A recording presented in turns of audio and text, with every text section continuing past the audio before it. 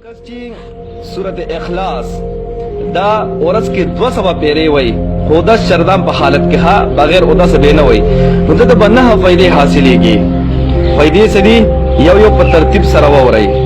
ټول نه اولنې فائدہ وای کوم انسان چې ورځ کې 200 ځل سورت اخلاص وای نو تتب 300 دروازې د رزق کولو شي بغیر مشقت به د رزق ملاويږي دیمه فائدہ الله تعالی په دبانی 300 دروازې د غضب بند کی څنګه د غضب دروازې پتا باندې دشمن حمله وکي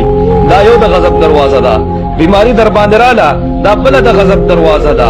پتا باندې مصیبت رالو دا بل د غضب دروازه ده دا سي دروازې په پتا باندې 300 الله تعالی بند کی دیمه فائدہ کم انسان چې سورۃ اخلاص یو ورځ 200 پیری ویلې نو دغه به شپږ شپېتو قرآن پاک او ختمونو ثواب ملاويږي څلورمه فائدہ الله تعالی به دې خپل علم نه علم ورکی پنځمه فائدہ وای په دې انسان باندې الله تعالی 300 دروازې د خپل رحمت کولو کی څنګه د رحمت دروازې د الله تعالی د رحمت دروازې سدي تا ته خوشحالي ملو شو دا د الله تعالی د رحمت دروازه ده تا ته صحت ملو شو دا د الله تعالی د رحمت دروازه ده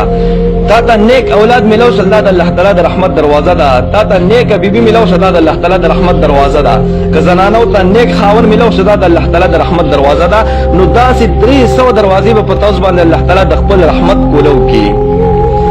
شپږمه فائدہ وې د دې انسان باندې 500 کال ګناهونه معاف شي واره ګناهونه ها لوی نه د لوی ګناهونو لپاره توبه ضرورت ده د سورۃ اخلاص اومه فائدہ کم انسان چې 200 ځل په اورس کې سورۃ اخلاص وای نو د دې انسان لپاره الله تعالی په جنت کې شل بنگلې تیاری کړي خدا بنگلې ډېر عجیبه بنگلې وي د یاقوت او زمرد او مرجان نه جوړې شوی وي یو وخت د سونې بل د چاندې او دې شیزون نه جوړ شوی د زمې عزتمندو او په دغه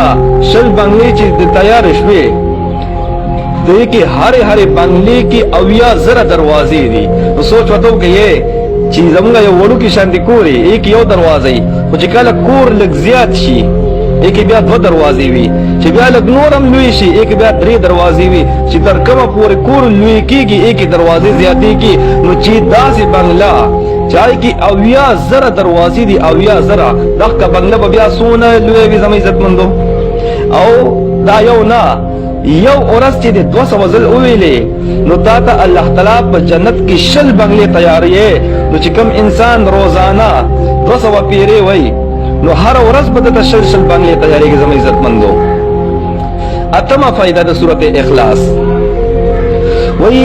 دی انسان کوم انسان چې ورځ کې 200 ځل ویلې سورۃ اخلاص نو دی انسان ته په دغه ورځ کې د 2000 رکعاتو نفلونو ثواب ملاويږي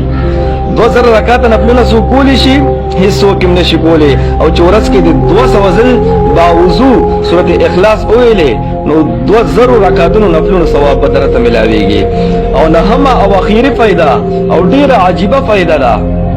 وی کله چې دا انسان وفات کیږي د په جنازې کې به 1,10,000 1,10,000 فرشتي به شرکت کوي ای به مستا جنازه کې نو د کوم انسان په جنازه کې چې فرشتي شرکت وکي هغه به الله تعالی نه بخي خامخا به ان شاء الله الله تعالی بخي زمې عزتمندو دا د سورۃ اخلاص فائدې وي کوشش کوئ چې روزانه هر ورځ د شرم حالت کې به د سبینه وي 200 ځل سورۃ اخلاص وای قل هو الله احد وای نو الله تعالی بمو دنیا هم خسته کی اخرت بمو الله تعالی خسته کی الله رب العزت مو خوشاله باد لره الله تعالی مو چرم خراب وا دعاګانې کوي دعاګانې وکړو